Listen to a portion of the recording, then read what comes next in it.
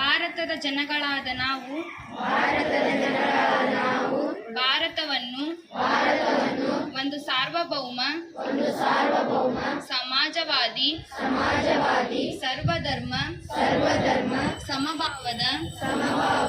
ಪ್ರಜಾಸತ್ತಾತ್ಮಕ ಗಣರಾಜ್ಯವಾಗಿ ರಚಿಸಲು ಮತ್ತು ಅದರ ಸಮಸ್ತ ನಾಗರಿಕರಿಗೆ ಸಾಮಾಜಿಕ ಆರ್ಥಿಕ ಮತ್ತು ರಾಜಕೀಯ ನ್ಯಾಯ ವಿಚಾರ ಅಭಿವ್ಯಕ್ತಿ ವಿಶ್ವಾಸ ಧರ್ಮಶ್ರದ್ಧೆ ಮತ್ತು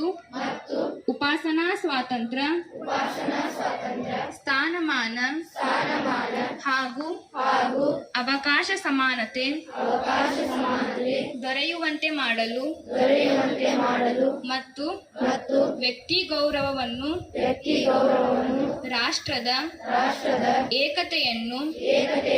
ಹಾಗೂ ಅಖಂಡತೆಯನ್ನು ಸುನಿಶ್ಚಿತಗೊಳಿಸಿ ಅವರಲ್ಲಿ ಭಾತೃಭಾವನೆಯನ್ನು ವೃದ್ಧಿಗೊಳಿಸಲು ಶ್ರದ್ಧಾಪೂರ್ವಕ ಸಂಕಲ್ಪ ಮಾಡಿದವರಾಗಿ ನಮ್ಮ ಸಂವಿಧಾನ ಸಭೆಯಲ್ಲಿ 1949ನೇ